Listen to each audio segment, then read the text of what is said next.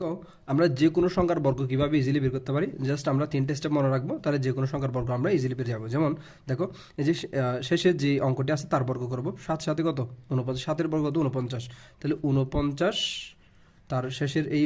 লেটারটা আমরা অঙ্কটিও আমরা বসে দিব 49-এর 9। তারপর হচ্ছে আমার সিরিয়াল মেনটেন করে আমাদের গুণ করতে হবে, 7 দুগুণে 14, 14 দুগুণে কত 28, আর হাতে আমাদের কত ছিল 4, তাহলে 14 এবং 28 কত হয়, এই যে 28, তাহলে 32, 32-এর 2 বসা দিলাম। এরপরের স্টেপটা হচ্ছে আমাদের এই যে বামে যে সর্ববামে যে অঙ্কটা আছে তার বর্গ, তাহলে 2-এর বর্গ কত 4, 4 আর 3 যোগ করলে কত হয়, 4 আর 3 যোগ করলে এই যে 7। তারপর এরপরটি দেখে আবার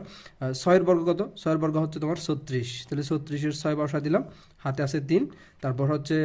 সিরিয়াল মেনটেন করে 3টা গুণ, তারপর 3 6 18, 18 দুগুণে 36, 36 আর 3 যোগ করলে হচ্ছে তোমার 36-এ 3 যোগ করলে 39, 39-এর 9, হাতে আছে 3, তারপর হচ্ছে শেষের যে অঙ্কটি আছে তার বর্গ, 3-এর বর্গ কত 9, 9 আর 3 যোগ করলে কত 12।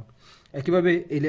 এটা দেখো 43-এর বর্গ কীভাবে করবো, 3-এর বর্গ হচ্ছে 9, 9 বসা দিলাম, তারপর সিরিয়াল মেনটেন করে গুণ, 3 4 12, 12 দুগুণে 24, 24-এর 4, হাতে কত 2, তারপর হচ্ছে শেষেরটার বর্গ, 4-এর বর্গ কত 16, 16 2 যোগ করলে কত 18। দেন তোমরা এটা করে কমেন্ট সেকশনে জানাও।